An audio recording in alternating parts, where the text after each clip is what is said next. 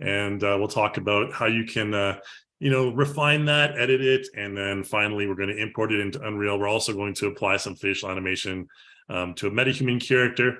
In case you guys aren't aware, basically all of what I'm doing today is covered on tutorials that we've released within the last 3 months or within the last 7 months or so. So if you have any questions about the procedure that I'm going through here, I can always refer you to tutorials later on. But yeah, we'll talk about that a little bit more later in the live demo. I want to introduce you to today's webinar, what we're going to be talking about, or what we're going to be doing, the basic format of the webinar. As you may or may not know, we do have a Q&A session at the very end of the webinar for about, the last half an hour or so. But before we do that, I get into like about a 50-minute live demo where I'll be kind of, showing you the software, the process that we're going to go through for facial animation and getting your character into Unreal Engine to apply facial animation to your CC character in Unreal, as well as the metahuman character. There's a couple of different workflows, which we'll talk about. And yeah, we are recording this. We're live streaming on YouTube as well. But unfortunately, if you're watching on YouTube, I won't be able to answer questions on YouTube. Only questions on Zoom that come at the end of today's webinar in the Q&A session. It's just me by myself today, no Mark or no Gary. So if you have any questions, they can be directed to me, regardless of whether or not they're for cartoon animator, character creator, iClone. I'm not really that good at Unreal, but I try. But you can ask me any questions as well. And as always, we're sending out the 10% discount if you give us the survey back. So we're going to email you out a survey. We're going to send you a recording of the webinar, a link. It's going to be put on YouTube and everything as well. But if you fill out the survey for us, any feedback, any kind of topics you want to learn about more in the future, we'd be happy to, present those for you. And we'd love to get your feedback. So send that survey back to us and get the 10% discount from the content store. All right, and I think that's enough promo stuff. But speaking of the content store, I got a few other things to show you here. In the content store, we have the mid-May madness. So this ends May 31st. This is just a promo where you can buy 2 things and get 40% off the next item. You can see all the terms and conditions here. It's a little bit, read through it. Basically, you get discounts off, 40% off if you buy 2 things. You know how it goes. You can check this out from the main content store page here. Just go to content store and it'll be the first thing that pops up. Mid-May madness. We already had March madness 2 months ago, and now we have mid-May madness. All the madness in all these months. So maybe make sure you check that out. If you're a Real Legit Prime member, of course, you get the extra 15% off. Coolio. All right, and that also goes for the software store as well. So same promotion right here. Again, check it out on your own time. I'm not going to explain too much about it. Go for it. And as always, make sure you check out the free content store stuff. There's free content store stuff every month. There's a free weekly special as well, which I didn't really, let's see if I can bring that back up there. Oh, this is the software store. Content store. Yeah, so there's always, as I mentioned before, the weekly special. So make sure you check out the weekly special. Today it's Miriam. $12.59, not bad. Okay, it's a scan reality. This is a scan character, 3D scan character. You can use this character for the workflow that I'm going to show, and I'll tell you, talk about how to do that a little bit more later on as well. Let's go back here. And of course, there is the freebies. Make sure you check out the freebie. Happy Dance for me. All right, so you get a free Happy Dance. We probably won't be using this motion in this webinar, but you can pick it up for free anyways. So why not, right? All right, cool. Enough promotion stuff. One final thing I wanted to talk about as well is our educational licensing. So if you are a student, I encourage you to go to our educational site here. I'll throw this link in the chat window since this one is pretty important for you guys who want to become students. If you are students, I'm sure a lot of you are, make sure you check out this. You get 60% discount in the software store. That's basically off of any list price for any package. So make sure you take advantage of that if you're a student. If you're a teacher as well, you can also get bulk discounts for our software if you are teaching a class and all that stuff. But that's another time and another place. Let's get to the webinar. This is what we're going to talk about today. We already did this webinar, a very similar version of this webinar last year. I think it was about February or March. So there's this, you'll see this name in the archive as well if you go to archive up here. But we do have some updates. So this is going to make the older one a little bit obsolete since that time Unreal Engine 5 was released. There's a slightly different workflow for installing stuff and everything, and slightly different things that you need to put in your project and stuff. So Quixel Bridge has now been embedded into Unreal, and so on and so forth. So this is what we're going to end up with anyways. I'll go into the Unreal project here. You can see this dude here. This is some guy I made in Character Creator. He just looks a little bit weird, but you know, ignore his, he looks kind of stoned or something. I just gave him this pencil mustache. I wanted to make him a stoner of some sort, but anyways. And this is the Unreal Engine, sorry, the MetaHuman guy, I should say, right?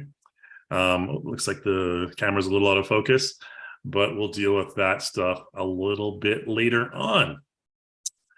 Okay, let's see. Okay. We'll close this for now. I can always open it later. This project doesn't take a long time to load up.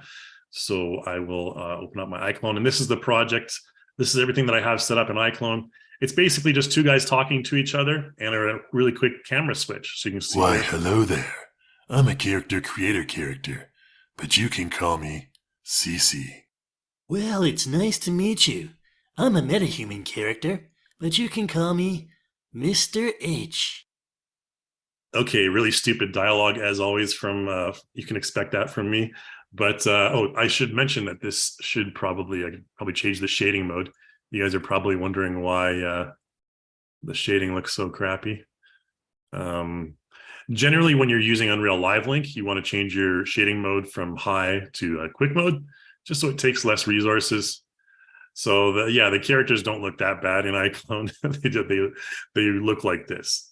Well, they're not white like that. They're procedural texture loading here.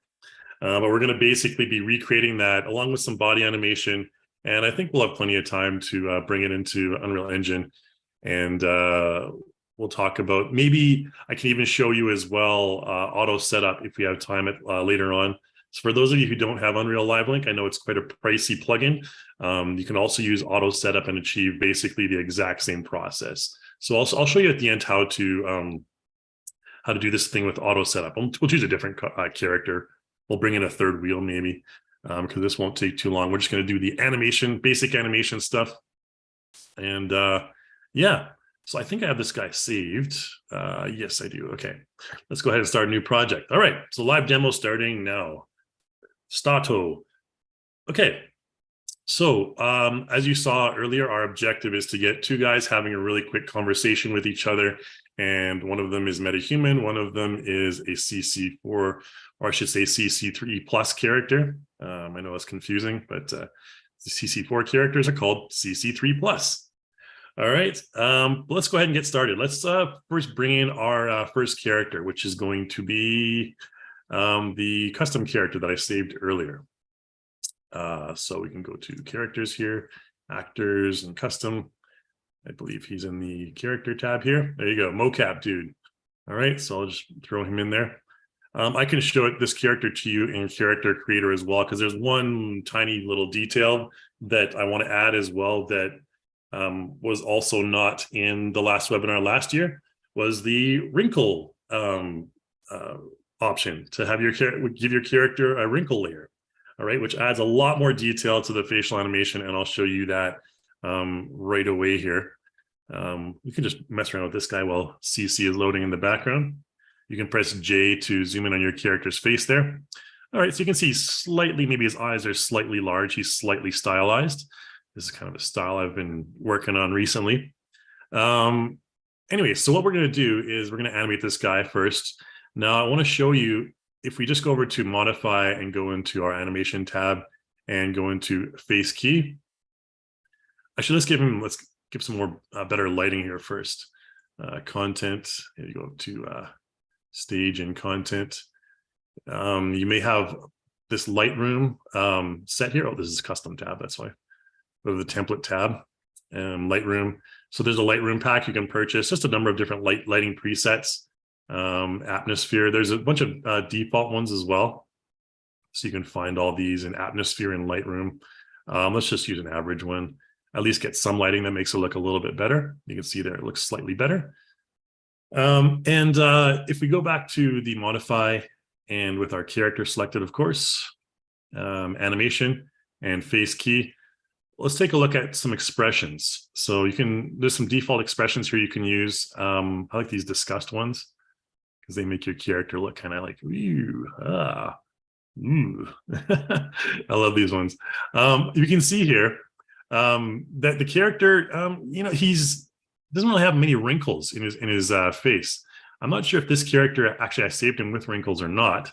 But you may want to go to your wrinkles tab right here. Oh, there you go. The activate wrinkles, expression wrinkles is not activated.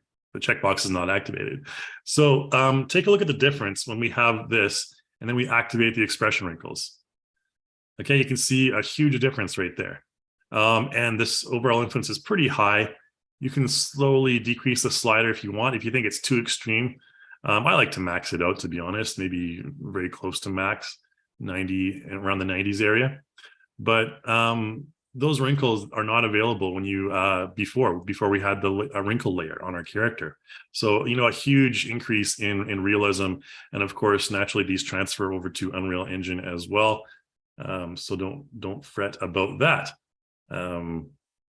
Where were we? We're animating, right, in the face key editor. So you can see happy. Whoa, this one's a little too happy maybe. We can take the strength down here. Okay, that one's pretty extreme. Not sure why that one was super happy. You may want to adjust the teeth on that one. Anyways, and you can also just use the individual sliders here. You can take the muscles up by themselves. I just want to see his forehead wrinkles here. Let's make that stronger. Oh yeah, let's make him a default expression first. Okay. Big change there. Now I can take the expressiveness way up, and there you go. So now you can see the forehead wrinkles there. This is Kevin's wrinkle template, so it's not as noticeable as like one of the old people wrinkle templates. But I just wanted to kind of show you there's more wrinkles on like the eyebrows and the nose and all kinds of places like that. Even the mouth.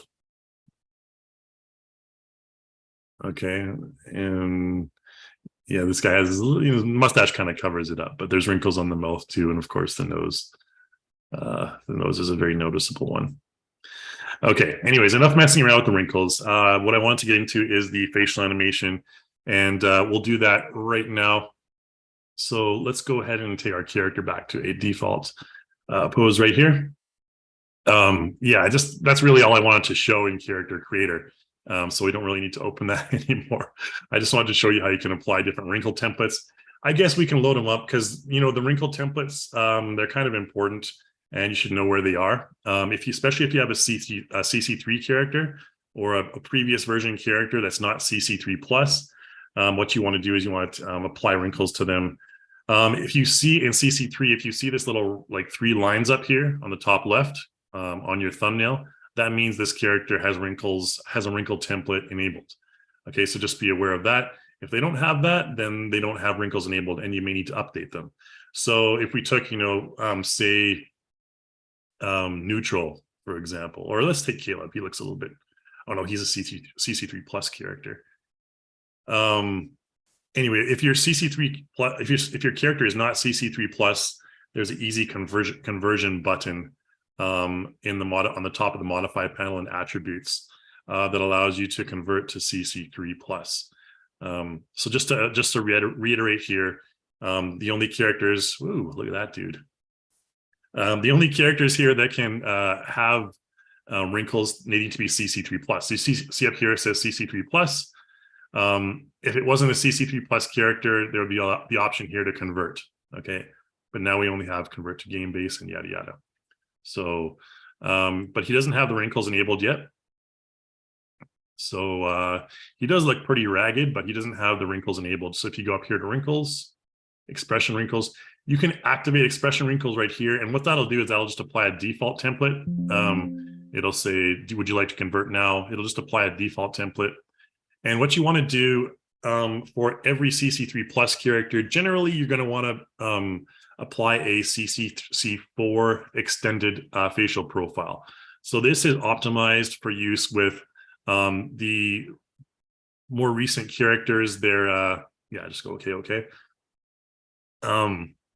With their specific blend shapes and everything. So it just applies really quickly like that. You can just save it as whatever, I don't care. Well, because I asked to save it, that's why. The previous one. And it'll apply that wrinkle template to your character, and you can go up to the facial profile editor, and we'll see that in just a moment. I think we have plenty of time, because this stuff is important. This is kind of updates since the last time we did this webinar. So if you go down to facial profile editor, and you edit expressions, you can see now up here it says CC4 extended. And this is what you want to have when your character is, no, it's still loading. You want to make sure it says CC4 extended right here. Okay, there we go.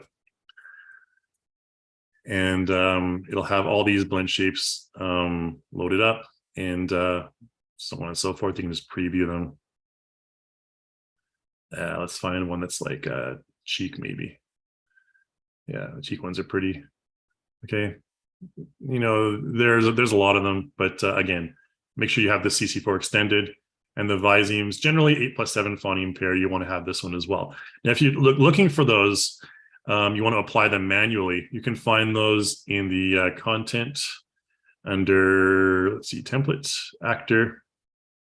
There you go, and you'll see the expression wrinkle templates here. So what it did right now, it applied the neutral 4K one. So this is the default one right here with my mouse over right now. If you want to apply a different one, there's also the Wrinkles Essentials pack. You can find a whole bunch that are more suitable for like older characters, for example, like the deep and saggy wrinkle template. If you apply this one, you'll see that this character, the wrinkles will be a much more effective, much stronger on the face, deeper and more significant.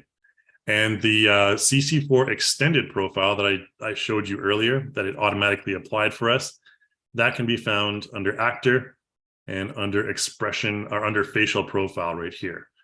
Okay, so when you convert your character from a CC3 or CC whatever to a CC3 plus, you want to find the facial profile. You want to apply a wrinkle profile, and you want to apply a facial profile. Here's the extended one right here. Okay. And there's also a smile one that we recommend you apply as well for the CC3 plus characters. So I know it's applying a lot of profiles, but it's just to get your character updated to the most, the most optimized facial morphs effects that you can have. So if we take this character, we just give him like a quick little facial. Oh no, let's not do that one. Let's do edit facial. There we go. And we give him some disgusted expressions here, because you can see this guy has fairly strong wrinkles as well. Let's find a more disgusting. All right. So these are the deep and saggy wrinkles. Maybe there's a stronger one here. Yeah, this one's pretty good. All right, so you can see that one's like the wrinkles are very effective on this one. Just like that. This looks a little bit comical, but I just wanted to get a very exaggerated look. There you go. Huge difference, right? And especially in the realism. So make sure you pay attention to those wrinkle templates and get those applied onto your characters. Okay, enough with the wrinkles. Let's go into the facial animation stuff now, which I wanted to get into. I just want to update you on the latest stuff since the last webinar. So let's whip out the iPhone here. And what we're going to do a couple of scenarios here. Now, the first scenario, I'm going to basically just be kind of doing some facial expressions over top of an AccuLips audio that I already recorded. Okay, so generally, if you want to do the facial, I mean, you can record your lip syncing live with your actual mouth using the live face, and I'll show you that right now here. So let's go ahead with the plugin first. Let's start with the plugin live or motion live. Go up here. And let's have our character animate the face. So you've got to make sure that your IP address here is correct. So I need to adjust this on mine here. I need to change it to, of course, you need to download the Live Face app on your iPhone. And then when you have that up, it'll pop up with the IP address. I'm doing this all wirelessly. Honestly, these days, if you have fast internet, wireless works pretty good, to be honest. There's no need to kind of connect it via USB, but you can as well if you need to. So 192.168.1.74. Right? Yeah. Okay, good. So make sure that's connected. Press the little green button there. Boom. So we're all connected. I'm going to move this slightly over here. Make sure my face is kind of centered. Okay, and then you want to have your mocap dude selected here. Make sure live face is selected. Good, we're good to go. So like I said before, if you want to do some things like, you know, quick and dirty, you don't want to bother with the AccuLips lip syncing. You don't want to bother with any of the, if you have confidence in your facial mocap performance, you can go here and just go record audio for Visine track, okay? If you have a good microphone, you can record it live. Let's make sure my whole head is visible here. It doesn't really need to, whatever. Make sure your microphone is set to the right microphone here. This is my one that I'm using. Auto blink, you want to make sure auto blink is set to none here. And that's because you want your natural blinking to affect the character, not iClone's auto blink. We're not going to mask out anything because the first round we're going to record everything all in one shebang, okay? You can adjust the strength for various sliders here. We'll talk about that more later if we have time. Smooth. I kind of don't think smooth will have a very good effect on this. It depends. It depends on your scenario. If you find that you know, your movements are too quick and jerky, smoothing definitely works. But I'm going to go without it this time. We're just going to try it, and we're going to go for a new recording. So if I just preview this, oops. So my eyes will kind of always be looking to the left because I'm looking at my computer screen and I'm looking at my iPhone. So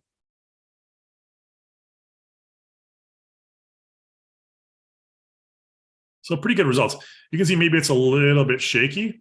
So if it's a little bit shaky like that, then what I'd want to do is smooth it out. So let's activate the smooth. Okay. And then I want to make sure to set 0 pose here. Make sure your face is neutral. There you go. If you would find that things are kind of not, especially my mouth.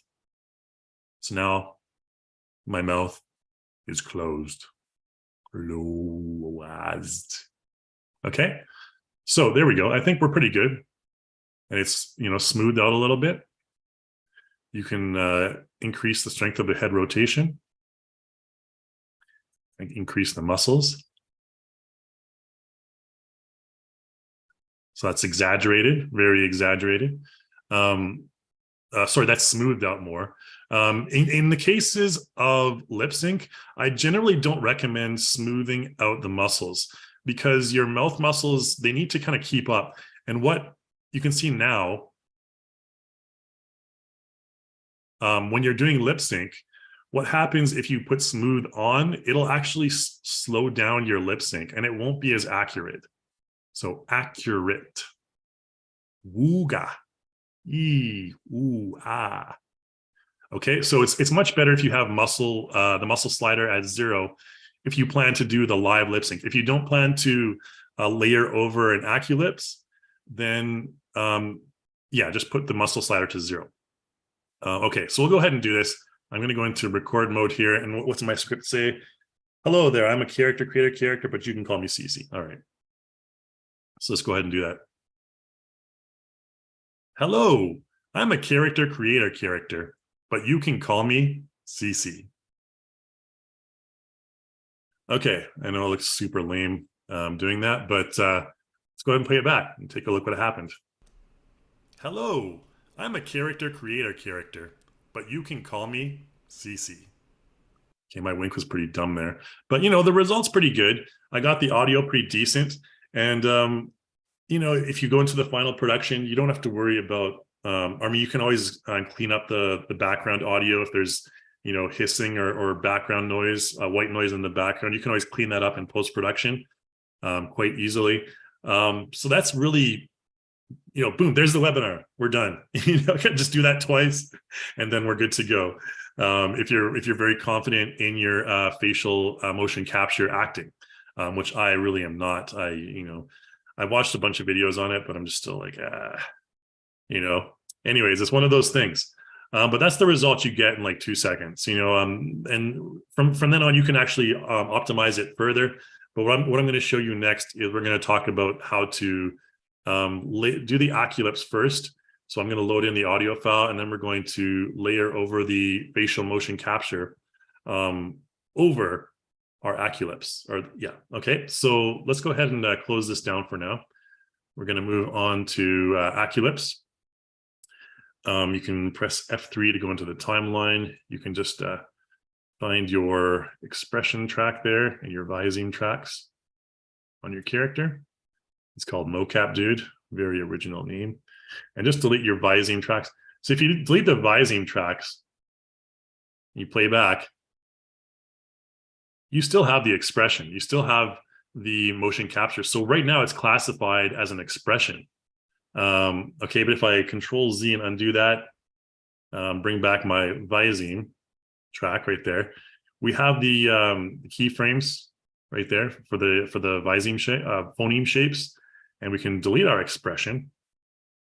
And then if we play back now, hello, I'm a character creator character, but you. Okay, so you can see it basically, the expression clip overwrites the Visine if you use the record audio and you have the lips enabled on your facial motion capture. So if you delete both of those, we'll return to normal or to default here. Now let's go ahead and start let's go to create script over here.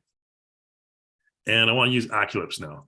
So AccuLips is technically the most accurate way to do it, although, motion capture is really quickly catching up. But this is a way you can kind of really customize it a lot more. I'm just going to use an audio file that I recorded previously, CC intro 2. Okay. And this one, I used a very kind of like raspy, kind of weird voice. So AccuLips is not really going to catch it right away. You'll see there's going to be a lot of errors when I generate the text here. So right now it's generating the Visine keys, which we just talked about. So after AccuLips, we'll have the Visine clip, but we won't have the expression clip. Okay, so you can see now if we play it back. Why, hello there. I'm a character creator character, but you can call me CC. Okay, so you can see the audio, the transcription is not the most accurate. So I'm just going to basically enter it all in manually. So I say like, why, hello there. I'm a character creator character, but you can call me, I just say CC, phoneticize it there. Okay, and then we'll just click align. If there's some words that you don't know or the dictionary doesn't know, it'll prompt you and say, would you like to add these to your AccuLips dictionary? Okay, but now if we go here and zoom out maybe a little bit, just follow along, you can see the wavelength there. Why, hello there. I'm a character creator character, but you can call me CC. Okay, so the timing is normally perfect. You don't really need to adjust that anymore.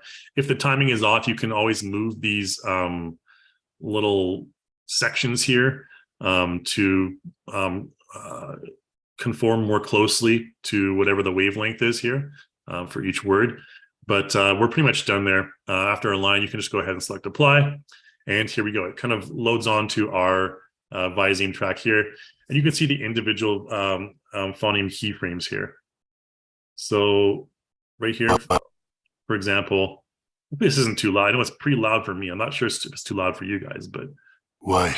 So here we start with the "wa," right? So this is the "woo" keyframe right here. And if you just double click it, you can bring it up and just you can go to here, Y, and then here's that IH, which is this one right here. So this is like Y, and then maybe it'll add like a K in there for some, just to kind of close the mouth a little bit. I mean, you can put like an H here if you want, but generally the H can start with like the hello. Okay, so hello. If you look at your lips, it's makes the same shape. Hello, right? So it starts with K. So sometimes for new words, you want to start with a consonant just to close the back of the mouth a little bit, because this involves the tongue and stuff as well. We'll talk about that a little bit later. But, O, and here's the O, right? And of course, all of these, you can adjust the expressiveness lower or higher individually if you want, if you have time to go in there and do that. Okay, so this is kind of the way where you get, honestly, you'll get the most accurate lip syncing. So the lip syncing result will be the most accurate. That's why it's called AccuLips. Hey. But yeah, generally that's the way you'll get the most accurate lip syncing. Now you'll say, hey, we have no expression here. Well, it's really easy to add expression on top of this in a variety of different ways. And because this is the facial mocap webinar, I'll show you how to do that using facial mocap. So let's go over to, again, to plugins, Motion Live, and let's load up Live Face one more time. And this time we're not going to record the audio. Make sure we don't, because we don't want it to overwrite our Visine clip down here. We don't want auto blink on, but we do want to activate mask here.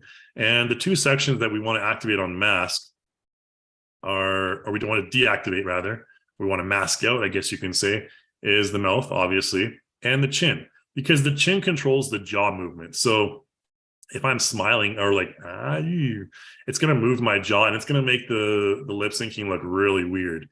I can show you what that looks like if I just preview here. Let's just go ahead and preview and press space to play back here. Why, hello there. I'm a character creator character, but you can call me CC. Okay, so you saw the weird result there if I open my jaw. So you don't want to have the jaw active. You don't want to have the mouth active because the mouth will mess around with the lips as well. But you want to have the rest of the stuff active generally. And I like to, I kind of, when I'm messing around with layering facial motion capture over top of lip sync, I generally like to increase the brow strength quite a bit, just to kind of make the brows more expressive, at least like maybe like 150 sometimes, maybe a bit too expressive, but eyelid a little bit, maybe not that much. Eyeball doesn't matter, but cheek you want to like pump up pretty high as well. I like to put the cheeks at like 180, because again, this isn't going to affect the mouth. You don't want to have the mouth or jaw. Another way you can do this, you can even just take the mouth and jaw slider back down to 0. You don't have to mask the mouth. You can just take mouth and jaw down to 0, and that'll have a very similar effect to masking. Masking is probably the recommended way to do it though, but okay. And we don't have to worry about the accuracy of our lip sync now. So if we activate the smoothing, we can put our smoothing a little bit, maybe blinking, whatever. Now here you have the option to create a new or blend. Now, if I go ahead and if I create a new one, it's going to basically create a brand new clip. And that's what we want. We can blend it as well. In this case, it doesn't really matter. But if I go to new, for example, and let's go back to frame 1, and if we record over this. Why, hello there. I'm a character creator character, but you can call me CC. Okay, I look to the side there at the end, but okay. So there's my, expressive eyes and brows. Why, hello there. I'm a character creator character, but you can call me CC. Pretty lame wink, but again, if I record over that again, I can record over that as many times as I want. If I put new, I can go ahead and record. Why, hello there. I'm a character creator character, but you can call me CC. Okay. Why, hello there. I'm a character creator character, but you can call me CC. Man, that wink is lame. Okay, but anyways, if I wanted to, then I think the eye movement wasn't good. I wanted the eyes to kind of move from side to side for some reason, like I was suspicious. I don't know why you'd be suspicious when you're introducing yourself to someone, but if we had that scenario, then we could go over to mask and we could mask out everything except for the eyeballs. And then I could have like nervous back and forth eye movement. But what I'd want to do here is I'd want to select blend because I want to blend it kind of into the surrounding area. And I'd want to have the eyes selected as well, because your eyeballs move. When your eyeballs move, your eyelids will move up and down with them. So you want to have your eyes, the surrounding eyelids selected as well. So let's go ahead and try and make a nervous version of this. Why, hello there. I'm a character creator character, but you can call me CC. Okay, so it's going to look really weird with the Why, nervous eye hello movement. there. I'm a character creator character, but you can call me CC. Especially with his wink. But there you can see how I layered over top of it. It kept the original brow and cheek movement, so the smiles, but my eyes were just kind of darting back and forth like I was distrustful or something like that. So, I mean, you can do that over and over with different parts of the face. It's actually useful because if you say, oh, I wish I could, create that part a little bit better, or like, enhance this part a little bit more, then you can just go ahead. And for example, if I wanted the eyebrows to be angry or whatever the entire time, then I can go ahead and create new. Now, if I create new and go back to frame 1, look what happens. It'll be basically, go ahead and record. Why, hello there. I'm a character creator character, but you can call me CC. All right. So I'm basically playing the same audio over and over again. I'm a character creator character. So the eyebrows are basically brand new. It's not even using any influence from the previous clip. That's what the difference for new is. If you blend it, it's basically going to kind of almost like weaken your expression. So for example, it'll blend my new mocap performance into the old one. It'll kind of like a 50-50 strength. It'll just blend them together. But if I have new, then I can create like a much stronger, like I can focus on one area of the face. So if you want to focus on one area of the face, then recommend using new and masking out everything else except for that one area of the face. That's how you can get the best results. Because I know, like, I'm a really stupid facial mocap performer. So for me, I'm going to be like, oh, I'd love to make my eyebrows different in that run, or that run, or make my eyeballs go dark this way or that way. So if that's the case, then just mask out whatever you don't want to change, go to new, and then focus on that one area of your face. I find for me, if you're not a multitasking facial mocap guy, that often is the best way to go. Okay, so we have about 20 minutes left. I'm going to quickly do the facial performance for this guy, and then we're going to do the next guy. We're going to add a couple quick body movements into them as well, and then we'll transfer them over to Unreal. So we got about 20 minutes to do that. Let's get a move on. I think let's just go ahead and create a brand new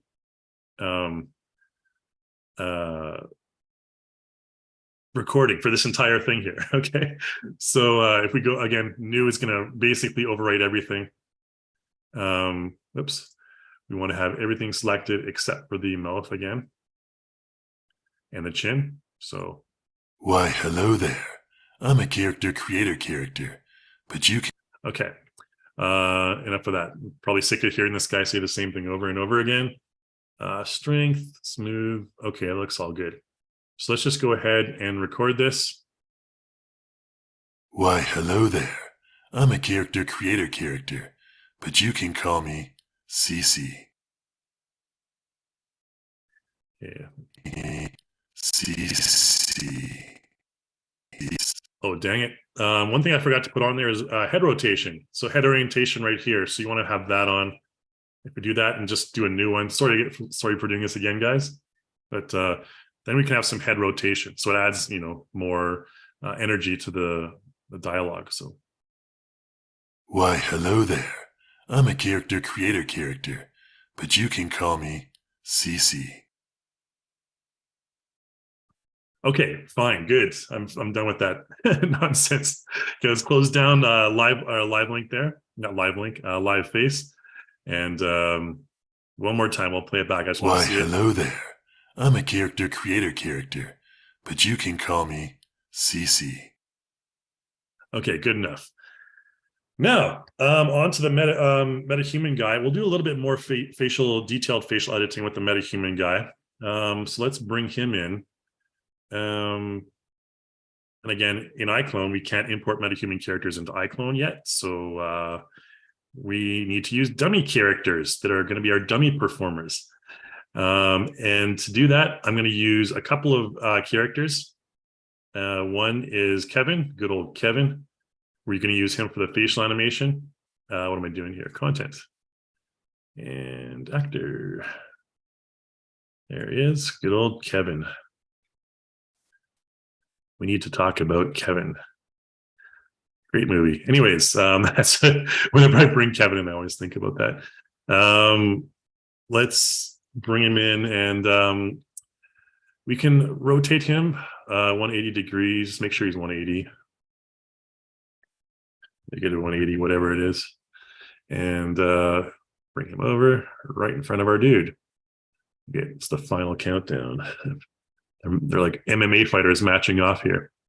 And we need to bring in one more thing for the the metahuman body animation. And to do that, let's go back to our Reallusion main page, and I'll show you how you need to install this into Unreal. So we can actually load up our Unreal project now.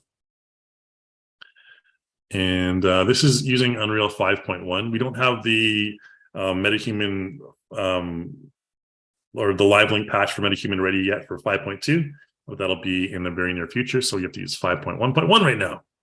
This is my mocap demo. We'll just load up that project. And here we go. So let's get started with the, so I wanted to go to Reallusion.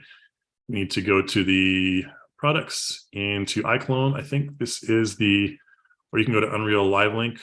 I think you can get there here as well. From products, Unreal Live Link. Make sure this is, again, the plugin that you need to purchase, unless you're an indie studio. If you're an indie studio, you can also apply for this to our marketing department, and they often go to the indie free up here. Oops. Let's get it out of there. You can see this one here, indie free. Okay, click on that, and you can apply for the indie license program. Right? Highly recommend it.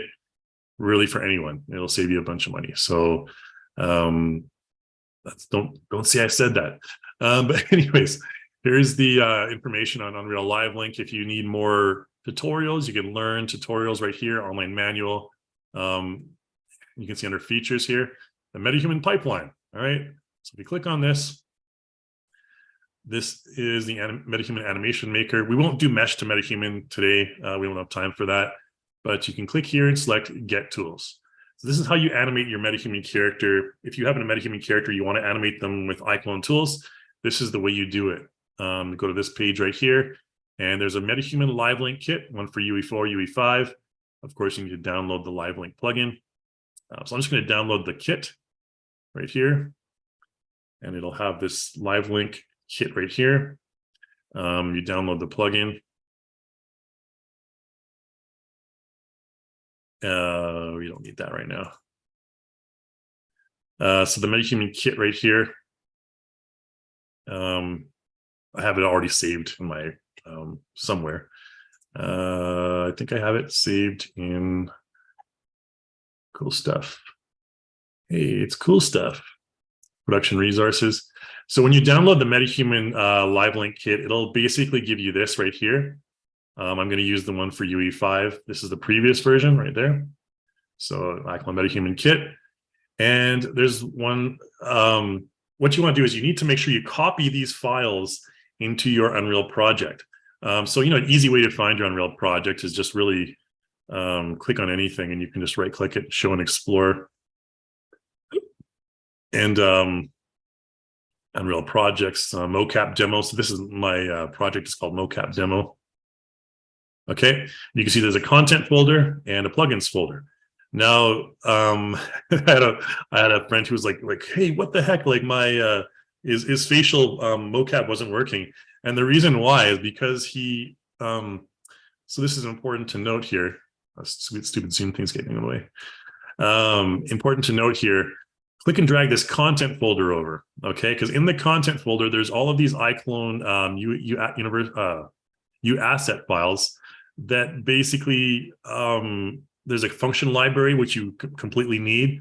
There's a couple of other things that you completely need that your blueprint will refer to. If you don't copy over this content folder, then you're basically screwed and you'll go through hours of frustration, like said friend did. But also make sure you copy over, or you don't need to copy over these. Just copy over the content over to here. And of course, in your plugins, make sure you copy over the MetaHuman, rather the Unreal Live Link plugin and the auto setup folders. I'll show auto setup in just a moment, I think.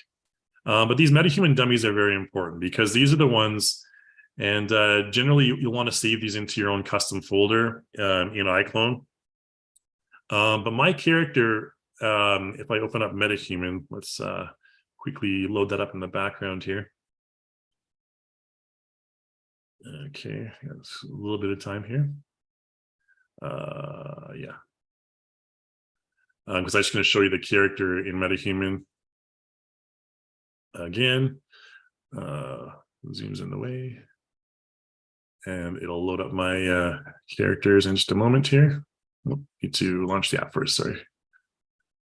5.1 in this case. All right, and that'll take a minute.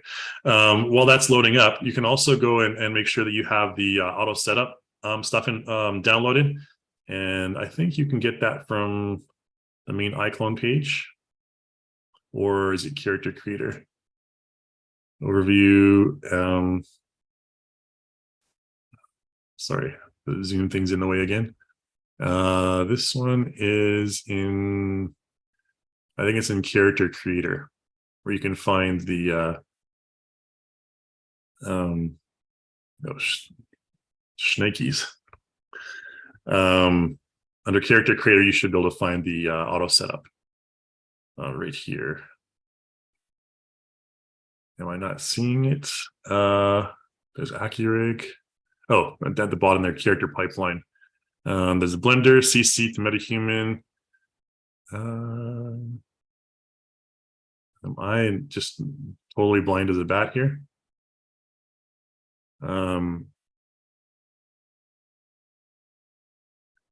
Features. Okay, if you probably just Google like character creator Unreal Auto Setup. They might have moved it since I last was around. Oh my gosh. Oh, there we go. Let's just click on that. All right, here it is. Auto setup for Unreal Engine downloads. So you need to download this file as well. And this will basically, if we click on this exe file, no worries. Basically what it'll do is it'll go and install the auto setup. I don't want to go through this process right now because we actually have only about 10 minutes left and I've already installed this stuff. So if you want to find the tutorials later on, I'll show you where those tutorials are in the Learning Center, but or in our Revision Courses page rather. But what I'm going to do for now is I'm just going to focus on the animation stuff since that should be, but in your Unreal project, you want to make sure if you go, of course, to plugins, that you have the plugin installed. So there's iClone Live Link right here and Character Creator Auto Setup. These ones should both be activated in your Unreal project and of course updated to the latest version 1.32 and 1.5. Okay, so make sure that you go to the respective product pages and load up make sure you download the most recent version. And then you have to copy the plugin folders to the project folder for Unreal Engine. Okay, and I can show you a tutorial on that later on. But let's focus on the facial animation and setting up the live link. So back in those resources here, my MetaHuman character is right over here. This guy, I kind of tried to make him look like Captain Kirk originally, but I just kind of thought he looked kind of cool with this different sort of look on him. He still has the Star Trek shirt though. Anyways, so this guy is a metahuman, and obviously we go to edit selected here. You can see his proportions. He has the tall average proportion. This is very important. Okay, so this is a tall average body type, and that's what these dummies are for. In the Explore folder I just showed you. So this one we need to make sure you bring in our tall normal weight, so NRW body, which this one here corresponds with this body type right here. Okay, male, normal, tall, normal body weight. Okay, because he's tall right here, right? And what you want to do is you want to bring this into iClone, right? Doesn't matter where you put it really. Well, actually, it kind of does when we link it. Let's go ahead and throw them. Again, I like to make sure that the rotation is exactly 180. So there's no weird kind of things going on. Let's put them right in front of each other. An MMA stare down. Okay, so this dummy is essentially going to control the body of my metahuman, and Kevin is going to control the face. All right, so let's give him a little body animation first. Oh crap, we did that all at a different frame. Let's just take this frame over here and select Kevin, and sorry guys, the transform. I didn't pay attention to what frame we were on. Okay, so let's do some body animation first. So and let's link up the live link. So go over to Unreal Live Link. Make sure you activate link. If you haven't already, transfer your main character over, which is this character, the Mocap dude, which I've already done. Okay, and you can find him in the content drawer under RL content, Mocap dude.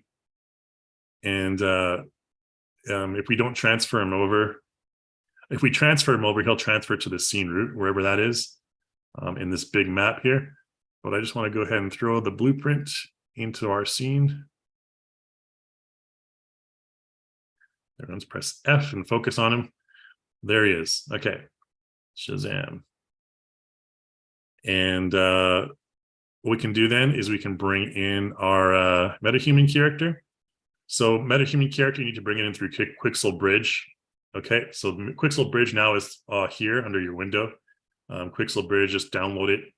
We'll do it really quickly here. Take your character and find the character. Whoops, metahumans. Oh man.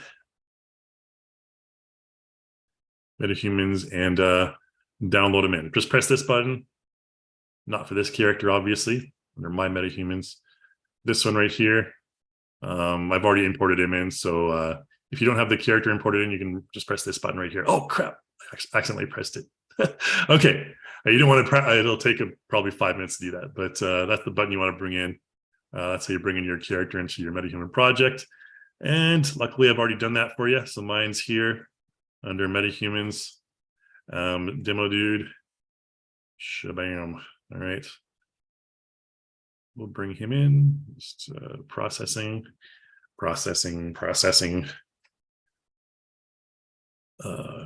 There we go. Let's make sure we bring over here. It doesn't really matter their positioning right now since we're going to link them with Live Link. So let's go ahead and over under Live Link. You can't find Live Link, again, go up to Window, Virtual Production, and Live Link. Okay, and your source, you need to add your iClone source. And zooms in the way again. There you go. Now the dude flew off into somewhere. So let's go find him. And let's bring our demo dude here.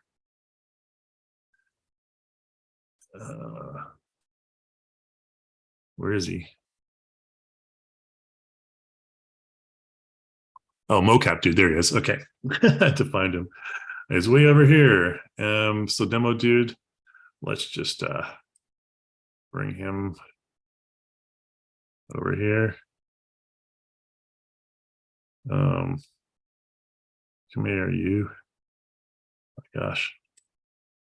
I know there's a hotkey for this somewhere. You know what?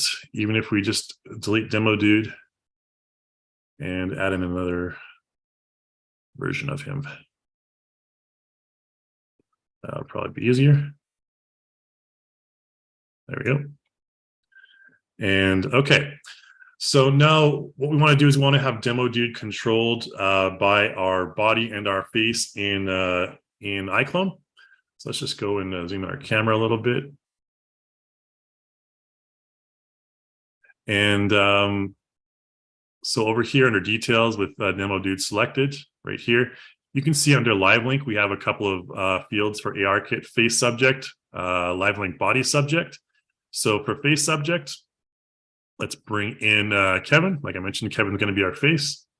And for the body subject, we're going to use the tall, normal weight body guy. Okay, and click on both of those. So now it's basically all linked up. That's all that you need to do to get your MetaHuman linked up. Really simple stuff. And yeah, they're pretty closely facing each other. Now, if I move let's go over to iClone here, and I'm going to change this right away to quick mode. And let's just split our screen here.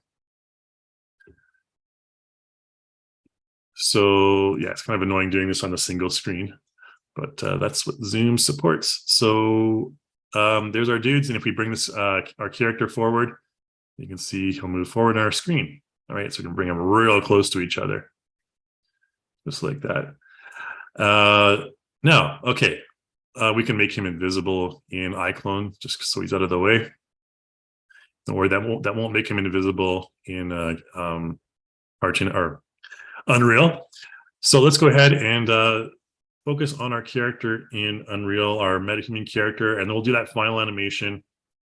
I don't think we'll have time for camera switching and all that, but we have other tutorials that kind of show you how to do that. So let's just zoom out. Let's get a good view of his face here.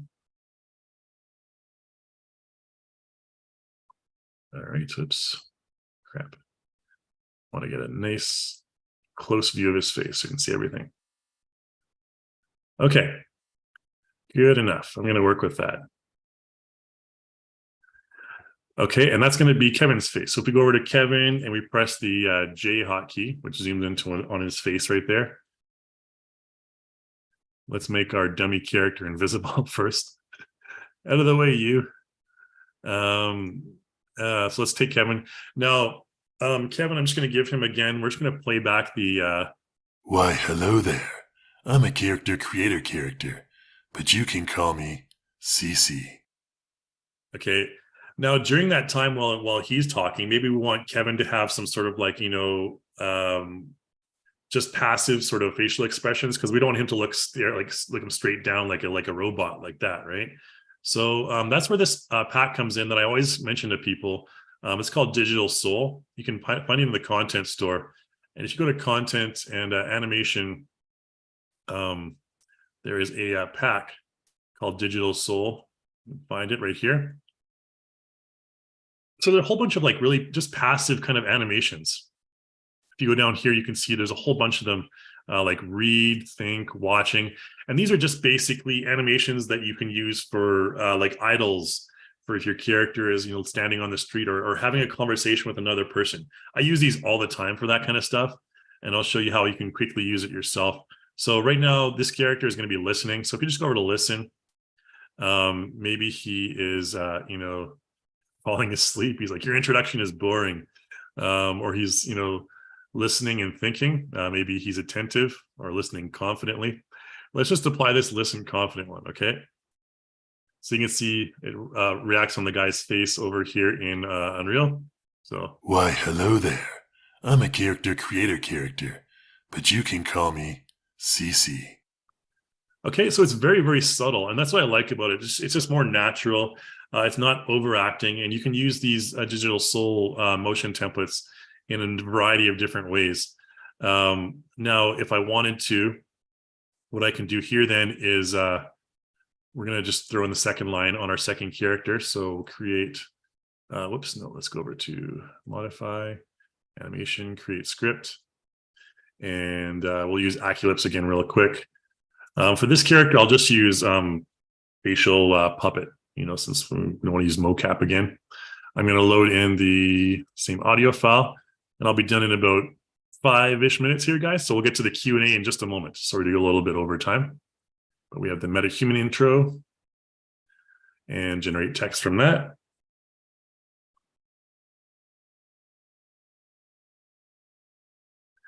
This one's even worse. It just because I basically just used my own voice and I kind of pitched it up and pitched it down. So I'm not sure if that's why AccuLips is having issues with it, but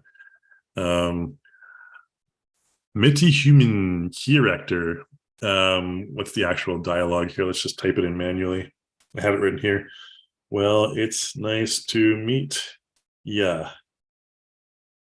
I'm a MetaHuman character, but you can call me Mr. H. All right, let's align that. Oh, let's type in Mr. phonetically. Mr. H. I'm just going to put H there. Okay, and align that and apply. And then we'll do some quick facial animation on top of that using the face puppet tool. And then we'll get to the live demo, the Q&A. We're done with the live demo almost. So let's just throw this in. And I'm going to actually, on top of this, I'm actually going to throw in some more of those digital souls. So I'm going to throw in like a digital soul animation template there. And then we can actually add on top of that with the facial puppet tool, which will be pretty cool. So the one thing about iClone that's really cool is you can just kind of layer on different tools on top of each other. You can combine tools in various different ways. I really like messing around with like the animation tools in iClone. We have a whole series of motion capture tutorials that were just released, not by me, but by professionals. And so you can check those out as well. Okay, so here we have this. Well, it's nice to meet you. I'm a MetaHuman character, but you can call me Mr. H. Okay, so I think that worked out pretty well. I think the lip syncing looked pretty accurate on the character. If we press F3 and go into our timeline here, you can see there's the Viseme track, and we should also have an expression track. Let me just move my zoom panel up. The expression, of course, is the facial animation there. Now, we don't want it to be this long, so we can actually just break this clip. You can also blend it as well if you want with another one. I'm just going to break it, though, and apply another digital soul template here. There's some that are like feel like pleased, like this one here. Maybe he's amused and talking, but these ones don't move the mouth. Okay, so be aware of that. That's why they're kind of cool. They don't actually move the mouth. So he's, we can even maybe just blend this in even further. Let's move the timeline over a little bit. Let's blend in three of these here. Well, it's nice to meet you. And let's break there and throw this amusing one here. Again, you make sure you blend it a little bit, leave a little bit for blending. Meet you. You can see it's really fast there. So if it's really fast like that, you can click and drag and blend it further. It's nice to meet you. I'm a MetaHuman character, but you can call me. And then maybe there's a more smiling one or something. Smile and blink. That one looks good. All right. But you can call me Mr. H. Smile and blink. And then maybe we can, this one's smirk. I'm not sure if that's going to work. Mr. H. All right, I think that worked pretty well. And then, of course, on top of that, you can do editing if you want. Like, we'll just do some quick editing under expressions, expression layers. So here's where you do the face key editing. If we zoom in really quick, let's just give him a little eyebrow raise when he says Mr. H. Mr. H. And the way we get to that is modify and face key. So any face key, anything you make here, if we just click on reset to 0, it's going to take the data from that motion clip, the digital soul motion clip, and add a keyframe there. Miss. So when he's saying Mr. H, we're going to raise his eyebrows. And we'll just do that by using the muscles here. So right here. That one's not effective. Let's take the entire brow.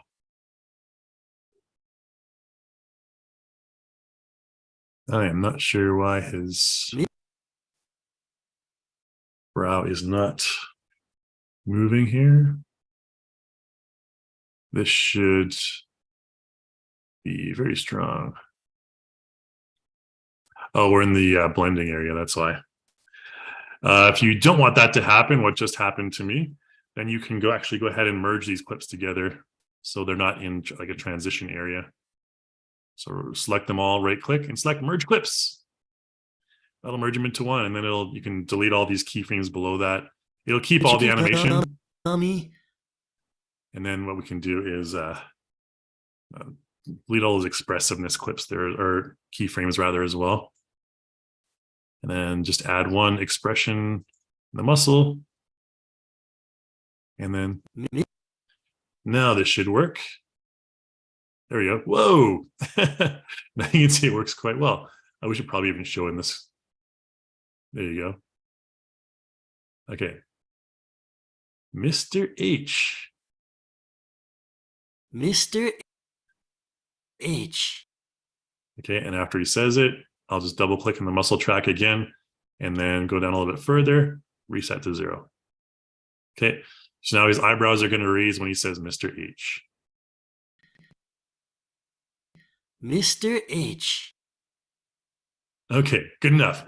Sorry I didn't get into more details on the detail or the nitty-gritty of the facial animation editing.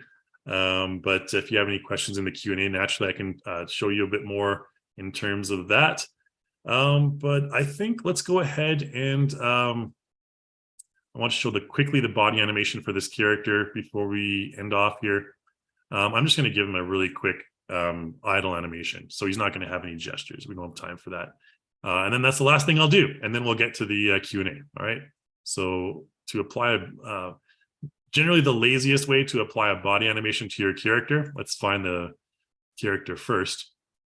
This is our dummy dude here. So again, he controls the body of our metahuman. So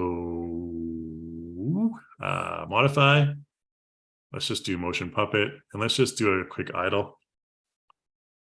Let's just do this one here, male idle. We preview. Why, hello there. I'm a character creator character, but you can call me CC. Well, it's nice to meet you. I'm a metahuman character, but you can call me Mr. H. All right, that worked out pretty well. So we can just go ahead and like record that.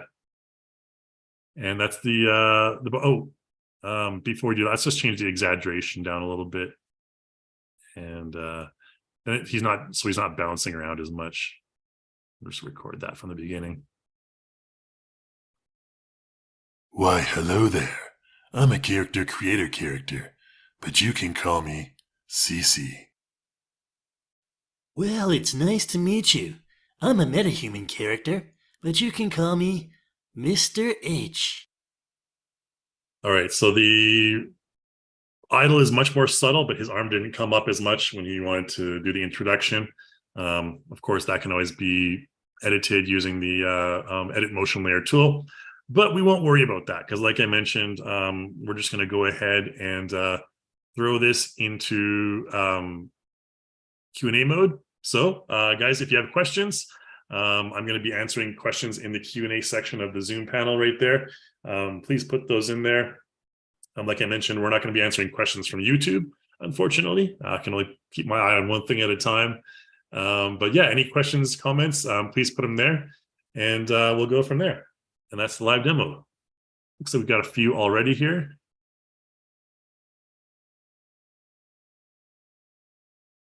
All right. And yeah, sorry guys, I went pretty fast at the end there. I was kind of like, time management, but okay, Q&A. Arsha, will this be recorded for viewing later? Absolutely. We are recording this so you can watch it anytime later on.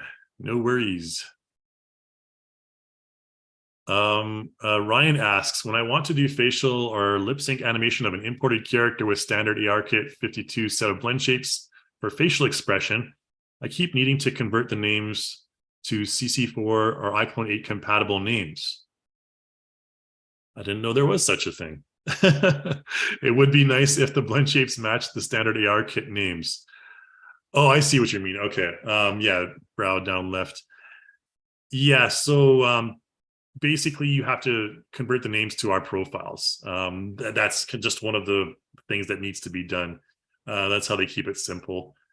So when you're creating like your own blend shapes, or importing in your own blend shapes or anything like that, Ryan's question is kind of about the naming conventions that you have to follow for all of those blend shapes. I don't have Character Creator open right now, but yeah, that's something that we could possibly talk about with our development team. But I think the way it is maybe a bit more of a hassle, but I think it's well worth it in the end. So just because of all the functionality that you have here. All right, but thanks for the comment there, Ryan.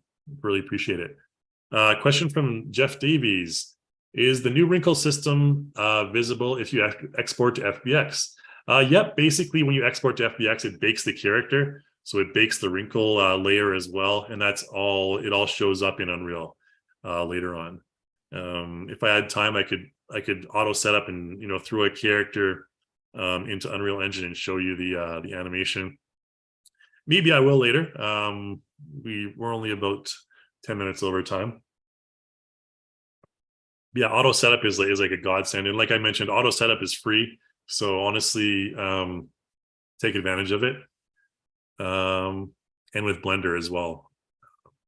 It's actually kind of funky for me messing around with Unreal right now because I've been using Blender for the last couple of months on other projects, and it's just when you go from one application to the next, the UI is always just kind of fun to get used to again. Another question from Peter: how many monitors do you use in your workflow? If so, how do you use them? Good question. Myself, I just use 2 monitors. I don't bother with more than that. When I do webinars, unfortunately, I'm limited to the single monitor, so the screen gets really crowded. But it would be lovely if I could use 2 monitors to show you guys all this stuff. That's the disadvantage of doing it over Zoom, I guess. But yeah, I only use 2 monitors myself. Yeah, this kind of stuff you definitely need 2 monitors.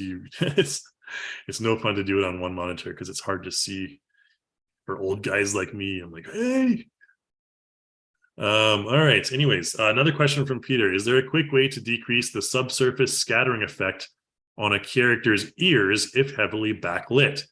Yeah, you can do that in iClone using the let's see here. I forget where exactly it is, but let's load up Kevin, for example, here. Let me just maximize this. I'll show you where to do it in Unreal as well if you want. I didn't add cameras. I was supposed to add cameras in this project, but let's bring Kevin back.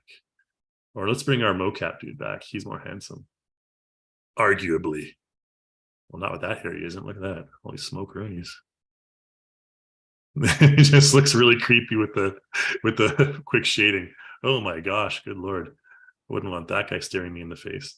Let's take out these guys first. And since we're not messing around with the live playback, we can switch it back to high shade mode. All right, since we have to do that for subsurface scattering.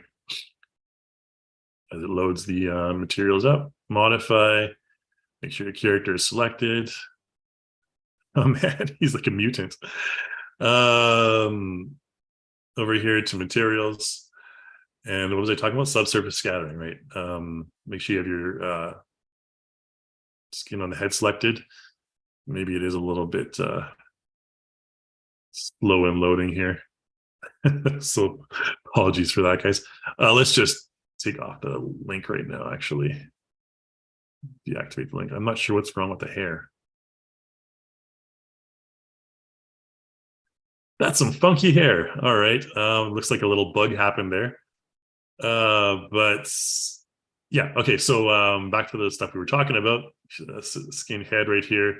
There's down here subsurface scattering. If you select your skin head material there, go down to subsurface scattering. We need to get a good lighting scene, but there's basically all the materials are here. The higher the value here, the more spread out the subsurface scattering effect is going to be, if that makes sense.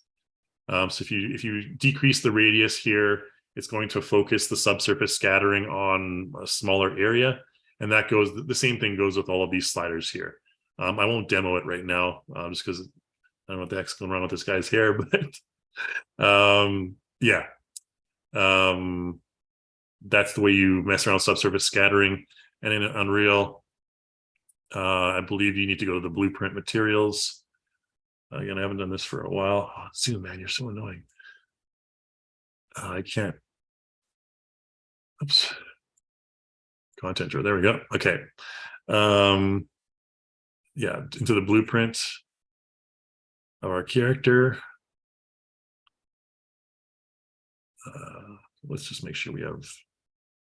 Yeah, where is the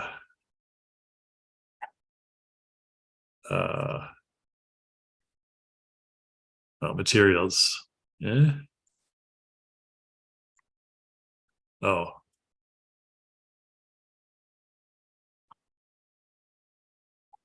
Okay, where am I here? Oh, did I select? Oh, there we go. Yeah. I didn't have the t-shirt selected instead of the body. So here, I believe in the metahuman characters, I believe you need to go to the head mesh here. And then there's this subsurface profile right here. And you just click on, you can click on the opacity mask clip value as well. And then go in here, just double click on this thing here. And let's minimize this, or bring it down rather. And your free path distance, this is basically kind of the same as the sliders that I showed you, that I just showed you in iClone. So again, a higher value is going to distribute the subsurface scattering more. The lower value is going to concentrate it more. Okay, so if you see, if we bring it up, let's make sure we can see our dude's face. Maybe that'll help. Two screens here. Yeah, so then you can see it looks very waxy almost.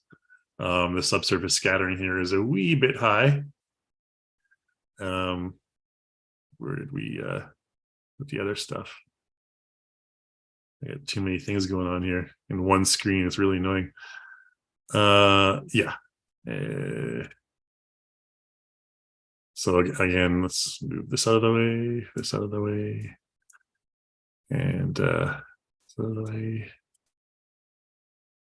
It is really difficult to organize this on one screen, eh? 0.1, you can see the effect there. Okay, so 0.1, 0.5. So, 0.5 makes it look kind of more rosy and brighter. So you can mess around with this value here to adjust the subsurface scattering on your metahuman characters. And the same thing goes for the character creator characters that are imported as well. So you can mess around with this value, mean free path distance, and the color and all that fun stuff as well. I just like to leave it at maybe 0.2. Oops. Something a little bit more reasonable, and just we don't have to save it. We'll just leave it.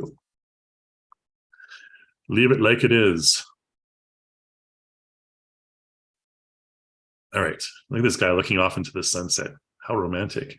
All right, anyways, let's go to the next question here. Sorry, that was a long answer for Peter there. But next question is from Len. Would an iPhone attached to a helmet mount have any advantage for motion capture? The advantage would be if you were doing a body capture simultaneously, Len. I think if those helmet mounts can be really expensive. There's a lot of ones you can just, there's a lot of videos out there that show you how to kind of like jerry rig your own, which I have done myself from a bicycle helmet. Because ain't nobody got that much money to pay for those crazy expensive helmets. Some people do, obviously, but not poor old me. But yeah, so the advantage is if you're doing simultaneous body capture. Otherwise, there's not really much of a advantage. I mean, if you're one of those method actors or whatever that really wants to get into the body and you need the body to move to get your facial animation or your facial expressions more accurate or stronger or more passionate, then that's another advantage. Question from anonymous attendee. Is it only iPhone for capture or Android too? Only Android, or sorry, only iPhone right now. Sorry. Android, we don't have that available yet. I'm not sure if there's development going on there. We have spread pretty thin on resources right now, but yeah, for now it's only our iPhone. Keep on saying Android. Okay, Peter asked a good question. Having showed us how to do dialogue today, would you approach a singer? How would you approach singing a song, like a character singing a song? Honestly, that's one area where the facial mocap really shines as opposed to the AccuLips, because obviously AccuLips is for talking. Now there's support for different languages and stuff, but the talking it's going to, continue at a normal pace. Like if I'm going, hello, my name is Joe, I can't really type that out phonetically in AccuRig so that it'll do it correctly. You're going to have to manually edit those visemes to kind of extend the shape of your character's mouth. Whereas if you're doing facial motion capture, then you don't have to worry about that. I can go E as long as I want, and I can hold it there.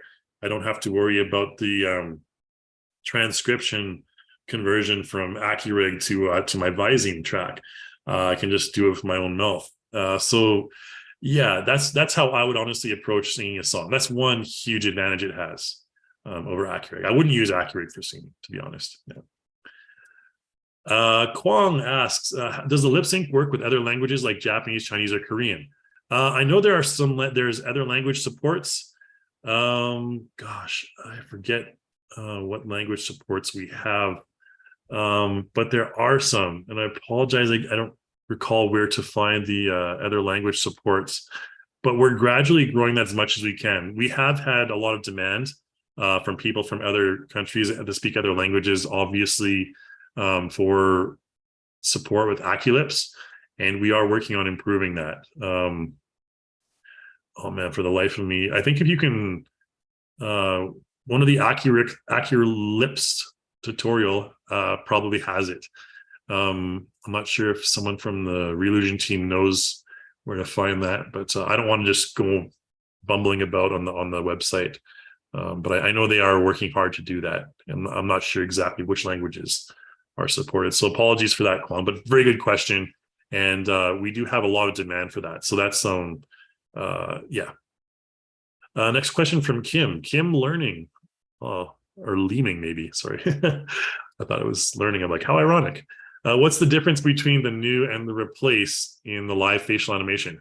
I think I kind of showed that. Just to explain it more, if you go over here to, let's just open it up again with our dude with the messed up hair. Should we give him new hair? No, he looks fine. Maybe we can make him bald. I think it's the shader thing, maybe. It's bothering me. Digital human hair. Not sure if that. Nope. Huh. Interesting. Never seen that before. Let's just let's take this guy out of his misery and delete his bangs. There, he looks okay bald. What was I originally going to do? Oh yes, the live face. I got distracted there. Motion live. So yeah, replace and new. Honestly, I've always just used new. Because if you're using it with the masking, I mean, you can just use replace as well, and that's going to do the same thing as new. I don't think there's much of a difference when you're just doing a single feature. That's a good question, to be honest. I can't remember if there's any difference when you're just doing a single feature. I think maybe when you're doing a single feature, they recommend you use replace, but as you saw just earlier, new works just as well. But yeah, that is a good question. I never really thought about that. I've always just used new and blend. I think replace is kind of a more recent addition. I'm old school, so sometimes the new features to me, I'm just like, oh, new feature, cool. And I never use it. I just forget about it. But yeah, sorry about that, Kim. I can't really give you a solid answer on that. I think there's got to be something in the help files about it. I know it's probably a negligible difference if you ask me, to be honest, but there may be something to it. If someone else in the chat can help me out with that one. I'm not the all knowledgeable, but if you want to put that, I'm not going to answer questions from the chat, by the way, but I answer questions from the Q&A. But if you want to add any comments to anything I'm saying, we can have a little banter back and forth in the chat. So if anyone uses replace instead of new, I'd like to hear from you. I certainly don't. Anyways, next question. We'll move on for now. Thanks, Kim. Question from Kieran. Just watched the Rococo webinar today. Yes, I was going to watch that. I just missed it. Totally forgot about it. About their new upgrades, for example, bringing CC characters into Rococo and doing instant mocap and using their filters to clean up, essentially taking iClone out of the equation.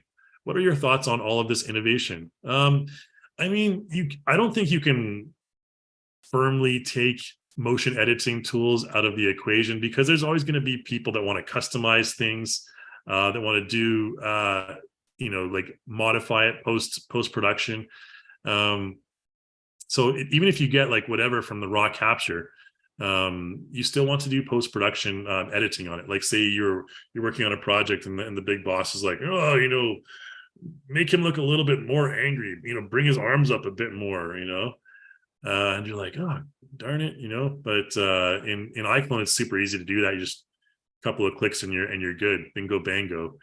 So I don't think it'll ever, and that goes for like other, motion builder and other motion editing tools as well.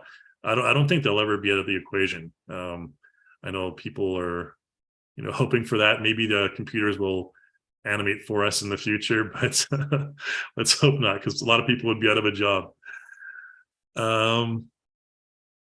AI tech, to be honest, good question again. I have questions about AI just like anyone else. It's a very new innovation. Well, it's just become fairly mainstream in the last couple of years, I would say, especially in our industry. But like I said, there's always, I messed around with like the, AI image generator, like, Michael Jordan wearing a dress, eating a hamburger, and it should, it'll generate an image of that, but it'll always be a little bit weird. I think it's hard to say. I don't think they'll ever replace fully people. And I think, those who value human creativity there'll always be a place for those people and those artists. So maybe I'm an optimistic glass half full kind of guy, but yeah, Len mentions there's always going to be foot sliding. So yeah, well, that's something that's beyond my scope of knowledge, unfortunately. Question from Peter: in the timeline editor, what's the difference between solid keyframes and empty looking ones? Timeline editor. Solid keyframes and empty looking ones. I'm not sure, Peter, maybe you can kind of elaborate a bit, because I think all the keyframes are solid as far as I know. I can't remember if there's any empty ones, but we'll hopefully get back to that. So sorry about that, Peter. Kind of lost on that one. Okay, question from anonymous attendee. There are times when there seems to be a slight delay between the voice and the lip movement when using AccuLips or live face. Whenever you try to make adjustments, it still doesn't blend well together. Do you have any recommendations on what can be done to improve or avoid those issues? Honestly, the issue, if there is a slight delay, the solution is very simple. All you got to do is click and drag the clip a little bit earlier, because the tempo is still going to be the same, But if you know, it's just a slight delay between like my mouth moving and the audio and the motion capture recording results, all you have to really do is take the animated clip and move it up a few frames, earlier on in the timeline, a few frames, and it'll catch up. If you're talking about like the kind of slowness, like I was showing you earlier, that may result from the smoothing. Like I mentioned, don't use smoothing. Would be my best recommendation if you find that there is, you know, delay, because smoothing, again, like I mentioned, it'll just kind of calculate and it'll make things look a little bit sluggish sometimes, especially for dynamic, like, you know, head movement. It'll make things look very sluggish. So don't use smoothing if you find that you're seeing delays between the movements. Question from Joseph. Any news on the Blender live link? I don't know, actually. I know it's in development. We have Blender Auto set up, which is great. I use that constantly. But Blender live link, I haven't asked the team yet. So I'd have to get back to you on that. But I know it's in development, Joseph. So any day now. Any day now. Don't kill me if it comes out like next year or something. It won't be that long. Okay, anonymous attendee says, can we import facial animations to UE metahumans without using live link and just using a dummy? So if you want to import your animations, I've never tried it. I'm just thinking like, so you want to take an animation from iClone, facial animation from iClone, and apply it to your metahuman character. I think the blueprints, I'm not sure if auto setup sets the blueprints up properly. No, I think you need to use live link, as far as I know. I don't think you can apply the facial animation to metahuman faces from iClone without live link. I'm just not sure what the blend shapes are. I know obviously like body animations, you can like retarget them and stuff, but facial animations I've never tried. I've only done body animations. So, you know, lazy as I am, I just use live link for the facial animations. But I know that live link automatically sets up the blueprints that are necessary to do that. And I'm not sure if that is done with auto setup or not. Yeah, so sorry for the non-answer on that, but maybe if someone else has used that pipeline, I haven't, but if they've found it useful and functional, you can put some feedback there. Question from Ceylon, cool name. When attempting AccuLips, sometimes my character's lips will not open enough to the point I can't see the character's teeth. How can I adjust the lips open when speaking? That's a super easy solution. I'll show you really quickly how to do that on this character. So say, for example, I think, you know, in my dialogue here, oops. Why, hello there. I think maybe his mouth isn't open enough. And it's if his mouth isn't open enough for the entire dialogue, then what I can do is just go back to frame 1. And let's go to motion live here. It's a quick fix in frame 1. All you got to do is go to modify. There's a couple things you can do, actually, you know, to be honest. One thing you can do is you can right click on your clip, and you can also use lips option here or talking style editor. This might be an easier solution for you. And this, again, this talking style editor, if you right click on the Visine clip and use talking style editor, be aware this will be for the entire clip. So if I think that, you know, my I need to have his mouth open more. These are called presets, and these have like different strengths for each Visine shape.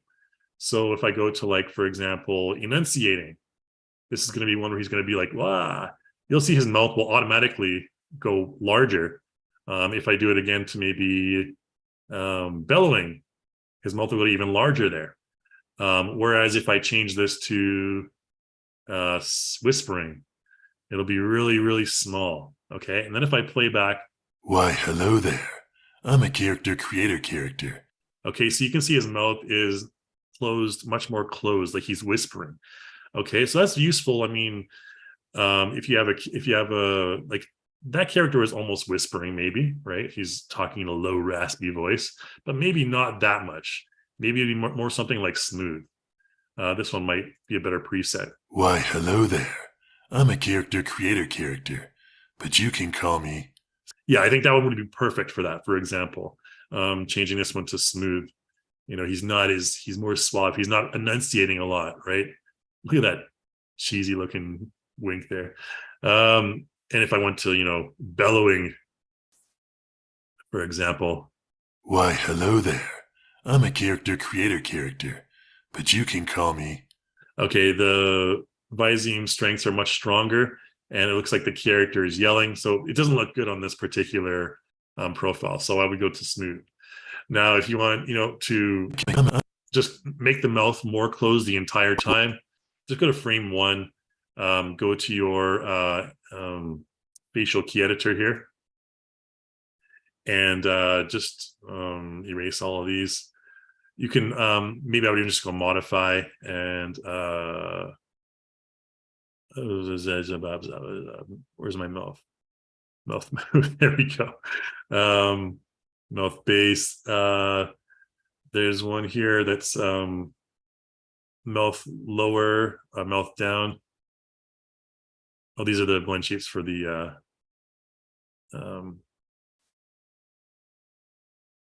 no, cheek mouth base, is it? No, that's for smiling. Blend. This one, I forget which one has the Viseme shapes in it. Maybe this one here. If it's not in here, that might be stupid. Anyways, just use the use the muscle one and go like this. Take his jaw, move his jaw up. Okay. So you can move his jaw up more like that. Okay. Oh, I could probably could have done that with the jaw. Yeah, there we go. Jaw up. Jaw down, jaw up. Okay. That closes his mouth a little bit. If you want to emphasize it more, you can do the muscles around the lips here, like these ones. Okay. Now that'll be really weird looking. Why, hello there. I'm a character creator. It also actually kind of looks like a Marlon Brando type, like Godfather, or he talks like, hey, make you an offer I can't refuse. But you can call me CC. All right, cool. Maybe not that cool, but that's how you do it anyways. Those are a couple ways you can do it. Next question, we'll go for another 10 minutes here or so, 10, 15. I want to know this website design. I'm not sure if that's a question or not. That's from anonymous attendee. I'm not sure if what the question is about. Apologies for that. We don't really do website design. Question from Jeff. I'll go to the next one for now. Can the Viseme blend shapes of a custom character created entirely in another app be wired into the iClone lip sync system, or does the character need to be a modified CC character? No, you can definitely import those in. Jeff, again, those are used. Those are in the in Character Creator, the facial expression editor I showed earlier. All you have to do is the naming conventions have to be the same. So again, I forget, maybe Ryan or someone earlier was questioning about the naming conventions of all the blend shapes.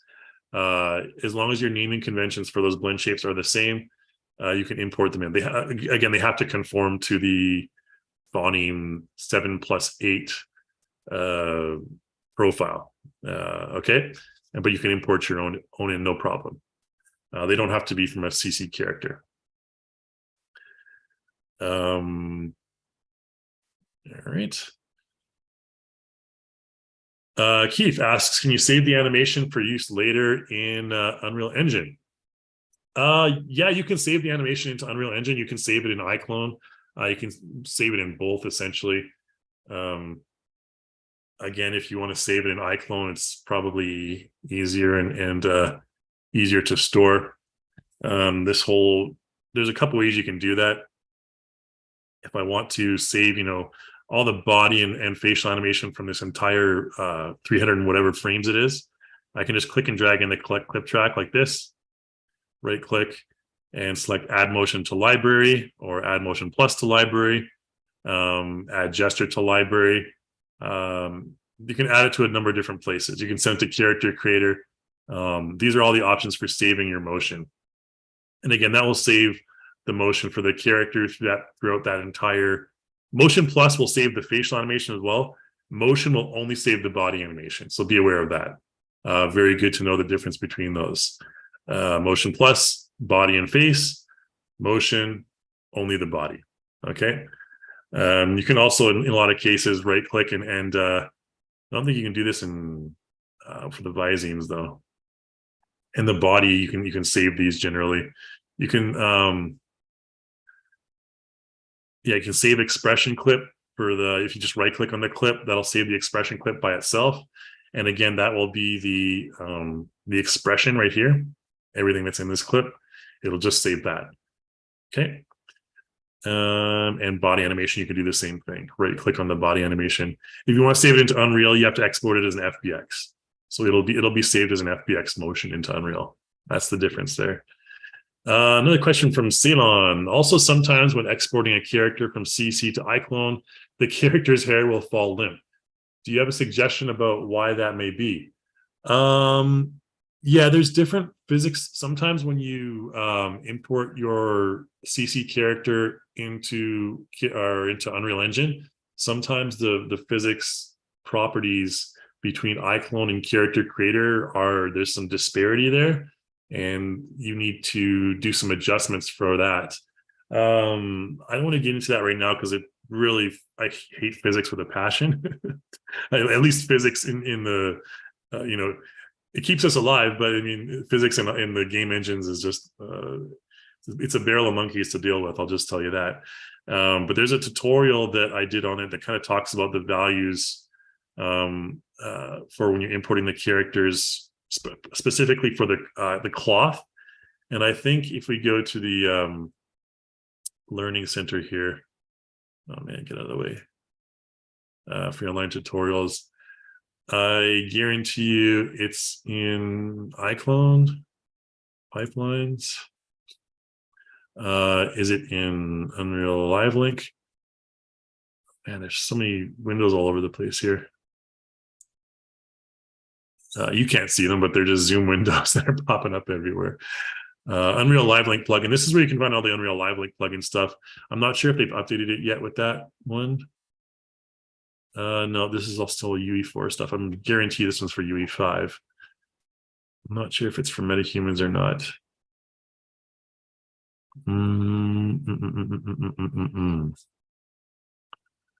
Yeah, I know I did one on clothing in here. So like maybe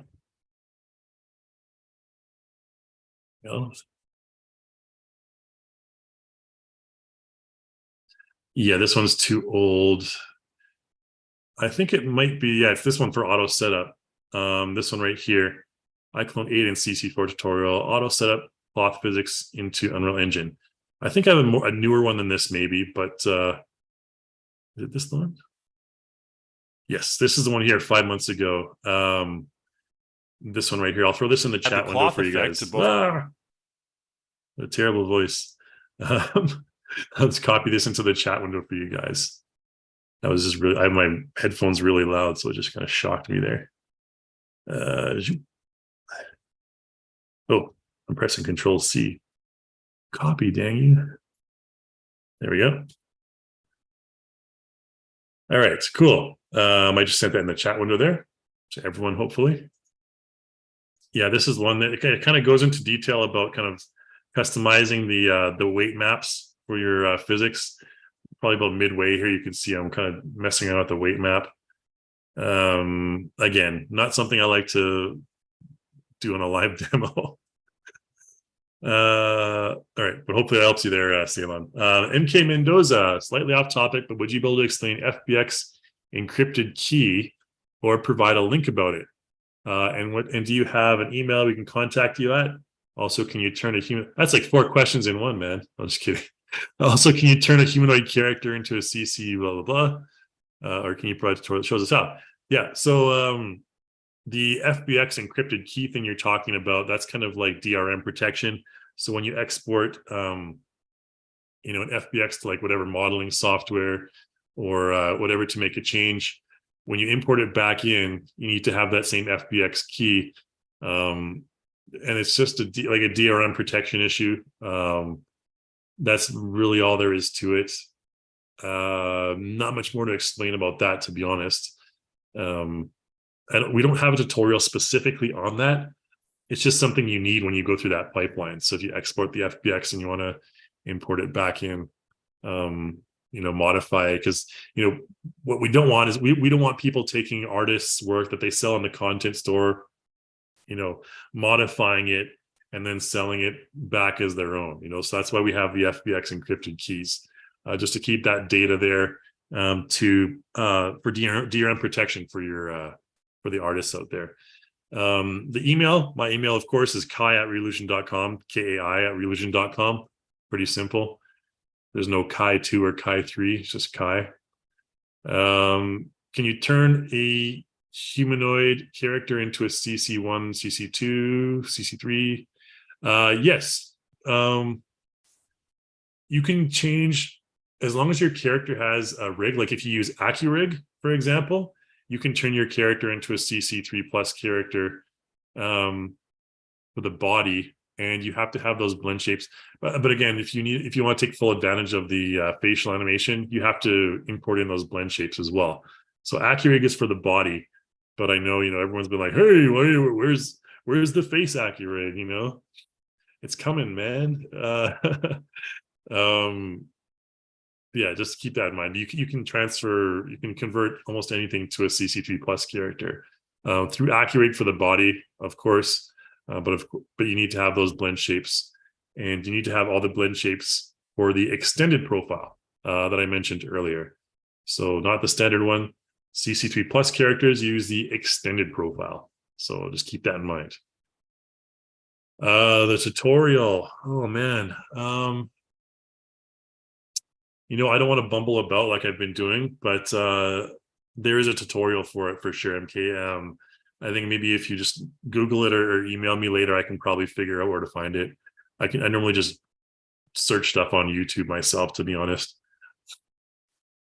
Okay, question from Armando. I think this is a previous question. Can you do iClone timecode sync with a live face session, not pre-recorded animation? Is that a feasible or / good combination? So I'm not sure what this was referring to, but yeah, I mean, you can use live link with take recorder, for example. Just press play on your iClone project, and then record and take recorder, and you can record that. Yeah, I'm not sure if I'm trying to think what the question originally was about. So I got distracted there. Oh, that's for the iClone to Unreal. It's the next question. Silly me. iClone to Unreal Live Link workflow. Yeah, you can do the take recorder, put it in the sequencer, and you can just press play in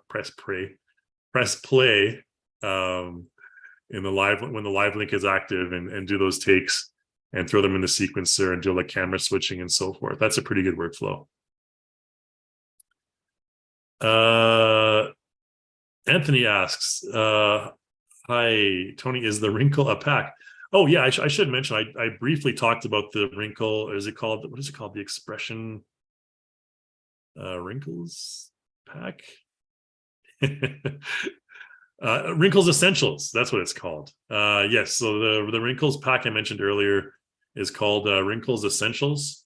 You'll find that in the content store probably. I'm pretty sure it's still one of the top promos up here. Nope, not that one. Universal hairstyles. Wrinkle essentials. Here you go. So this one has all those wrinkle templates I mentioned earlier, and I didn't go into too much detail on the wrinkles just because it's wrinkles. You can learn more about it in the tutorials. But there you go. So that's the pack. If you guys want to pick that up, a lot of cool wrinkle templates in there that I would recommend. And you can mix and match those wrinkles too. So you can mix the wrinkles from one, like forehead wrinkles from one to the nose wrinkles on another. And yeah, have fun with that. John Bull, thanks for the demo. Thanks, John. Thanks for being here, everyone.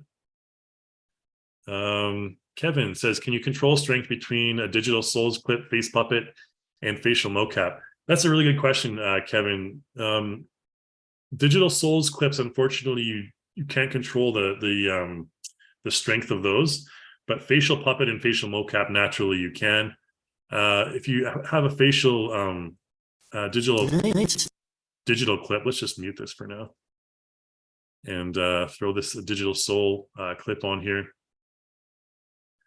I don't know. Excited. Bouncy female talk. There we go. So that's what it looks like without the lip syncing. You can see he's kind of like just excitedly looking from side to side. You can see the wrinkles on his forehead and everything like that. Now you can right click on the clip. There's not really much you can do here aside from auto blend selected clips, yada yada. In terms of the facial clips, no, there's not. You can't do the strength editing on that. Let's see here, like this. Motion correction only works for the body. Yeah, so not much you can do in terms of the clip. But you can save it, and yeah, if you downsample it, it'll kind of give you the keyframes. You can sample it and get all the different keyframes, and you can modify it from there. But unfortunately, right now there's no way to just strengthen it or decrease it. So you're kind of stuck with this. Of course, naturally, if I wanted it to be like more excited, I can do post editing with like face key, for example. I would just take the eyes and make them more squinty. Okay, so then she's more like more mischievous or something like that. Okay, so you can do those post edits, have fun with those things. Maybe mischievous would have one eyebrow further up like this. There, I like that one. Okay, cool. But yeah, unfortunately, you can't adjust the strength that easily by just like right-clicking on it or whatever. You can do the expressiveness, but that's about it. I guess expressiveness is kind of enough. But all that does, it doesn't really focus on the digital soul. It just emphasizes everything for the entire clip. So, I guess, in the end, that's one way you can do it. But again, careful with the eyebrow, for example, like it'll just go through the skin, some mesh breakage there. So you have to be aware of that stuff as well. Or you could just take the eyebrow down.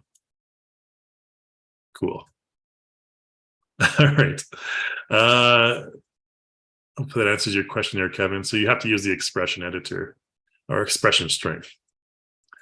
That's the only way to do it. There's no individual clip way to do it. Dawn says, here is a recent Rococo head rig for face capture that was featured on the webinar today.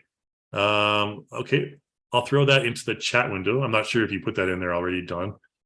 The Rococo head rig. I didn't, unfortunately, I missed this. I really meant to catch it, but I missed the Rococo webinar today. I'll throw this in the chat for everyone.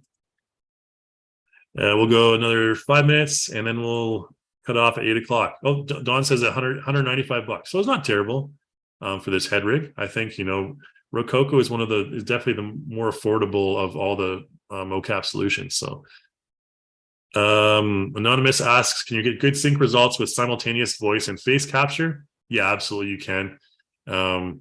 I think we kind of mentioned that a few times already. I'm going to answer a few more questions, guys, and if you have any more, we're going to cut it off at the hour. And then we'll, any more questions, you can forward them in the survey we're going to send out as well. Ryan asks a good question. Are there any AI assisted tools like Cascadeur on the horizon for iClone 8 and our CC4? Oh man, I know the last time I was in the R&D office, that was in early March, and they were just beginning research on that stuff, so I can't really comment on that for now. Sorry, Ryan. I'm not on the cutting edge of the technology. I'm just like the dude that parrots all the marketing lingo. Okay, Pops in Space asks, when I send a character into Unreal with the live link, the hair has this jitter movement to when it's rendered. Is there any other tips for that? So Pops in Space, the one tutorial I sent earlier with the cloth, there's another one for hair. Gosh darn it, I can't remember the link for it, but there is one, and you can modify the hair results. It is a kind of a frustrating thing, the difference between the hair, because the data from iClone, the physics engine in iClone is different from the physics engine in Unreal, so there's going to be slight differences, but there is ways to modify it, and I forget where the tutorial is, and I do not want to get into physics right now. Doing a live demo anyways. Okay, anonymous attendee, how do I get rid of the textures associated with the wrinkles? Whenever my character uses facial expression, I see skin textures that don't match mine.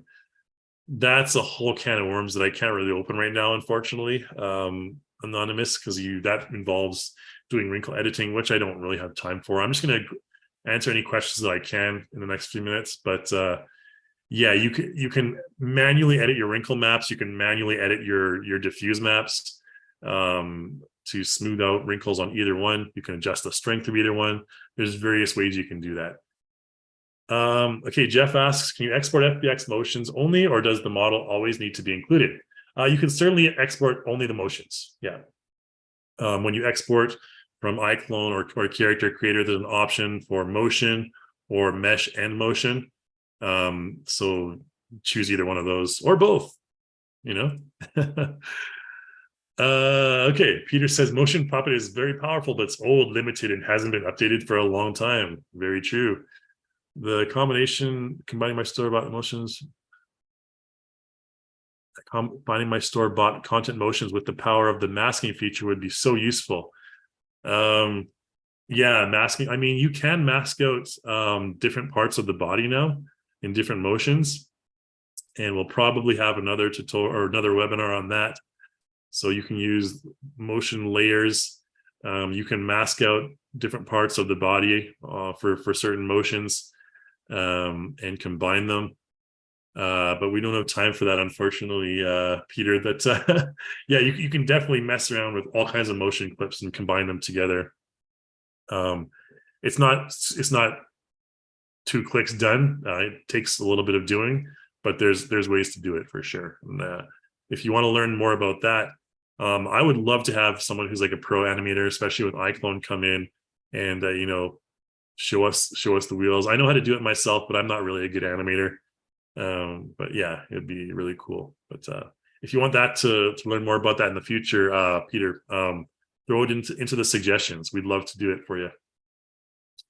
The encryption key. So MK, when the encryption key is generated when you export the character, just for the FBX export key, it's generated automatically when you export. Ren asks, when I apply animation, sometimes the action will be done in the opposite direction and I have to rotate the character. This has to do with resetting your motion root. It's an easy fix, to be honest, but I can't really show it to you because that would involve me setting up a 5-minute demo. But yeah, it's basically you just need to reset your root when that happens, and you're good to go. And if you guys have questions that you don't get answered here, I'm more than happy to answer via email. But we also have our Real forum. We also have the Facebook groups as well. Lots of people get questions and answers within minutes by posting in those community groups. So recommend checking those out as well. Marcy asks the minimum system configuration for iClone. That can be found in the main iClone page. And somewhere here, system requirements. There you go. There's your system requirements. Okay, question from D. When are we getting them iClone fighting team? When are we getting them iClone fighting scene tutorials? I ask every webinar. You know what? I would love to do a fighting. I would love to fight with you or fight someone virtually, of course.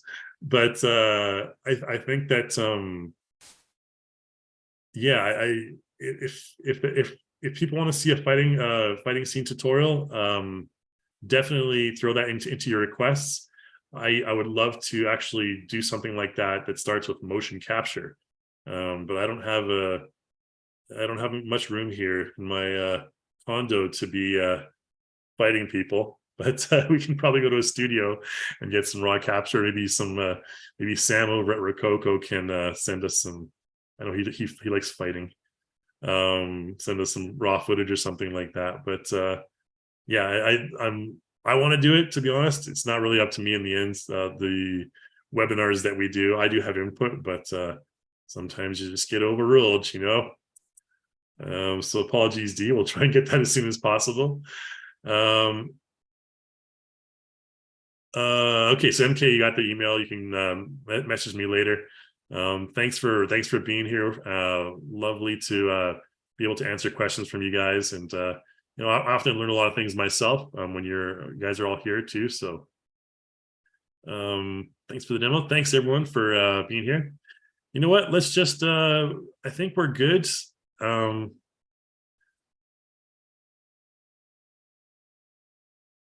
Yeah, I think the other questions are all about kind of coupons and stuff. I don't know the question about the coupon there, D. Sorry about that. I don't get involved with the coupon stuff. This next one's from Photoshop. Props from Blender to iClone.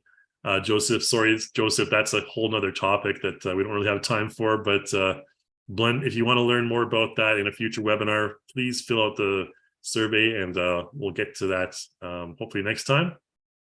Yeah, and official Reillusion Discord. Do we have a Discord? Huh, I don't know. Good question. Is there no, I don't think there is. I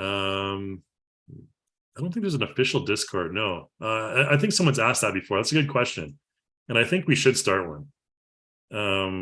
But David here is mentioning in the chat that he uses one on Discord, but that we don't have an official one, which I think we should really get onto because that's kind of crazy. Yeah, Tokamotion is one of our longtime developers. He has one, yeah, hopefully you can find that. Maybe if while we end off here, D and David, if you have any links you can throw in there for the Discords, because I don't have any, throw them in there. These will appear in the chat while I close up. So yeah, I think we're good to go. We're just a little bit over time again. I did, you know, go over time on the live demo as well. So the links are appearing in the chat there.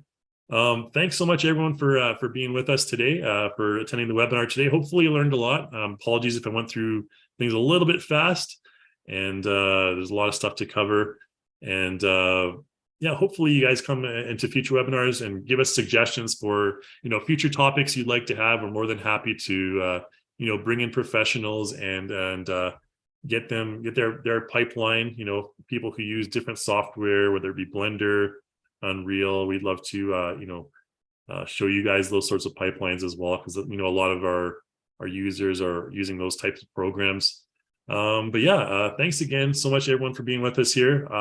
Good evening, good afternoon, good morning, wherever you are in the world, and be sure to check back on our YouTube channel for the latest tutorials and webinars and crazy promo videos. And love to all, and I'll see you next time. Bye guys, thanks.